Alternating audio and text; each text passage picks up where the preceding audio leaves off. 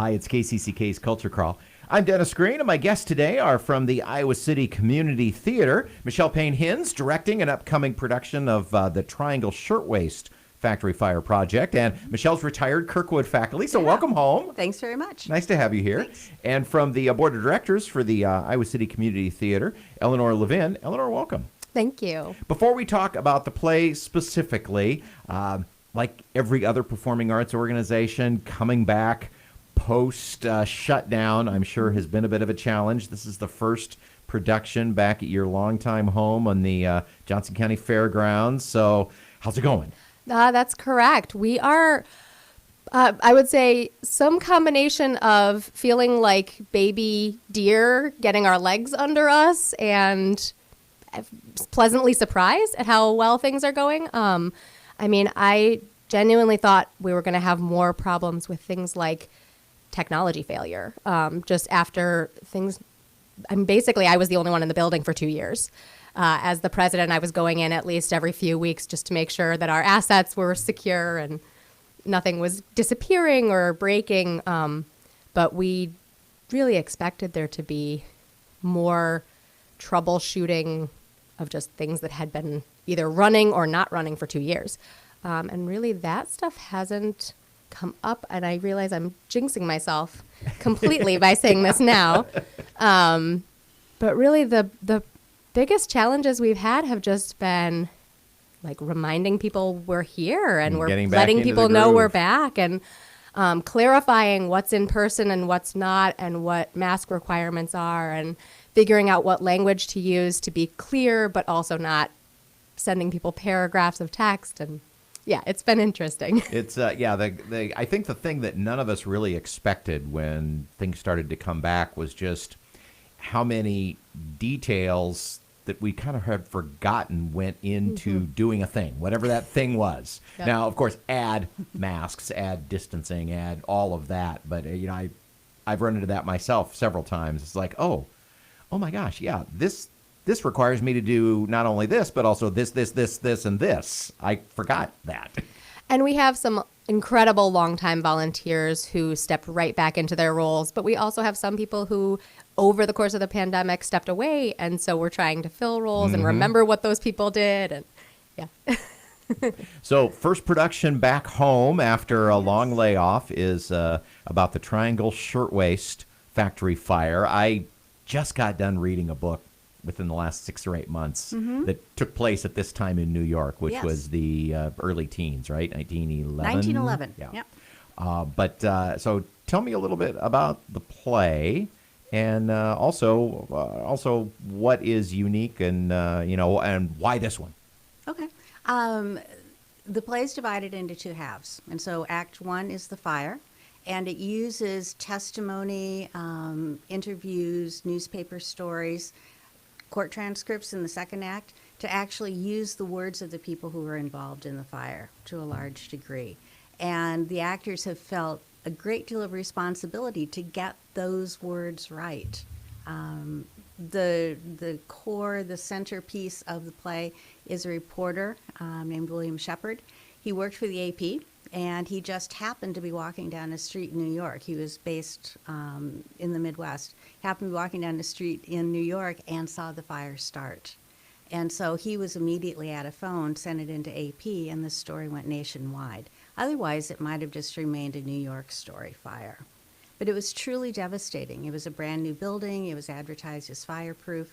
But there were approximately 500 women and young men and executives working on the top 3 floors of a 10-story building. And they were working with flimsy fabric. They were working with paper patterns. They were working with the thin sheets of tissue that went between each layer of fabric. And someone dropped a cigarette or other smoking material in a wastebasket. And within 26 minutes, 146 people were dead. Many of them died from the flames. Many of them died from leaping from the building.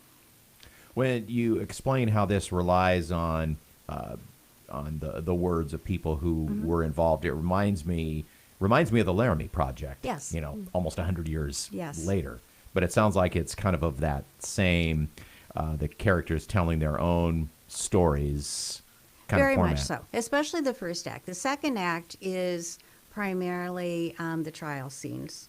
There are several places where the actors all come on, and it's as if they're reading newspaper headlines off the street. So they're walking and they're doing in this and they're reading headlines or advertisements, advertising little shirtwaists.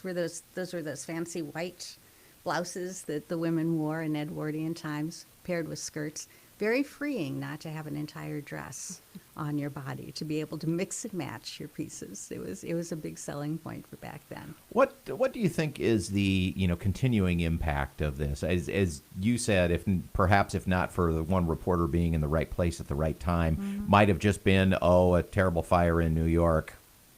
There you were, know. yeah. But there were. it became a national story, and it's continued to reverberate, down through the decades. Yeah, there have been many reforms since that were spurred by it, and at the time there were quite a few. They were required to have fire hoses. They were required to have buckets. They were required to have fire escapes. They were required to have 2 forms of egress out of any workspace.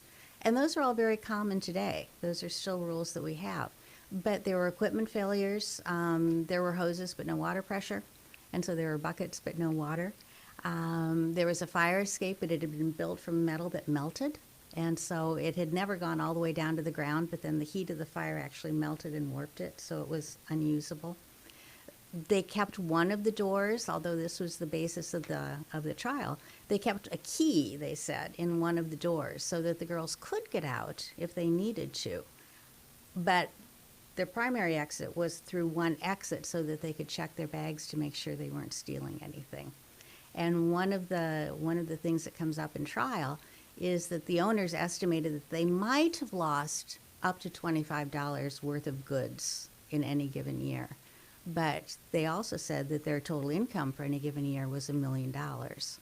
So in order to protect that $25, they put all of their workers in a situation that was life-threatening and killed people. What does this play say to us today? Pay attention. Continue to advocate. There's a strong theme underneath the play with the suffragist movement. And at the end of the play, one of the headlines is "Women Win the Right to Vote." The notion that the women had no choice, that the men would make the rules, that the men would sit on the jury, that the men were passing the laws and the regulations. The jury foreman admits that he owns a business. He's a business owner, and they'd found the 2 men that they brought to trial not guilty. The notion that everybody should have the right to vote, that everyone should have their voices heard, still is so resonant today. So certainly that layer of, let's protect our workers, let's be good to them. We've seen examples in the meat processing plants with the COVID. There's so many current stories where workers are abused. But also it's really important to get the story that everyone deserves a voice and a vote, and any attempt to stifle those voices is just wrong. Any particular challenges in bringing this play to the stage? It's a little bit different. We mentioned that there are other productions that maybe have a little bit of a similar structure, like the Laramie Project, but not your conventional living room set. No. 5 characters walking on and off stage. It's not. Slamming doors. No. We have 10 actors, and they play over 50 roles. And we've not tried to disguise the fact that this is a play, so that the actors come in, they're on stage, they've got chairs at the back of the stage where they keep their props and their costumes. When they need to switch from character to character, they go home for the most part. Sometimes they do it off stage, but they go to their home base, put on a different hat, take off an apron, step forward. I think it gives it an immediacy. I think it makes it clear that these are people who have a story that they want to tell. And one of William Shepard's lines early on in the play is that he doesn't feel that he has the power to change things directly, or the power to make people get through their grief, get through their anger, except by letting them tell their stories. It's the Triangle Factory Fire Project, opening February 11th. This Friday. And running 2 weekends? Yes. February 11th, 12th, 18th, and 19th at 7:30 p.m., and February 13th and 20th at 2 p.m. at the longtime home of the Iowa City Community Theater on the great Johnson County Fairgrounds. Yep. We're right in the barn where you've always found us, and anyone turning into the parking lot should look for the big red banner that has our name on it. There's a sign. Eleanor, what does the remainder of the season look like? Give us just a quick preview of what other shows are coming up. Well, coming back this season, we only have 2 shows the remainder of our 66th season. So Triangle Factory Fire Project, and then actually after Factory Fire closes, we have auditions for Romeo and Juliet coming up at the beginning of March. And then that show will go live in May. It's crazy to think about. I would just direct people to iowacity.communitytheater.org to find specific information. And then they can also look at the information for our 67th season, which we just announced last month. Oh, okay. So, and I assume that you can also get your tickets at that page as well. there's a ticketing page. There's an auditions page. Pretty much anything anyone wants to find there. And, of course, our Facebook page is a good place if you want to reach out with questions. You can do so by emailing office@iowacity.communitytheater.com or by contacting us through our Facebook page or calling 319-338-0443. All right. It's the Triangle Factory Fire Project opening February 11th. Michelle, good luck with it. Thanks very much. It's a great show. The actors have been absolutely wonderful, and the cast, crew, everyone's been so supportive. Sitting in on a few rehearsals, it is stunning, truly. Thanks. I'm very much looking forward to it. Tickets and other information at the website, which again is iowacity.communitytheater.org with an R-E, with the theater with an R-E. Thanks so much for being with me today. Thank Thanks, you. Dennis. Thanks very much. You can hear the Culture Crawl live on the radio many weekdays at 10:20 or download the podcast, watch or listen on your own schedule at kcck.org/culture or however you get your podcasts. I'm Dennis Green, and I'll talk to you later.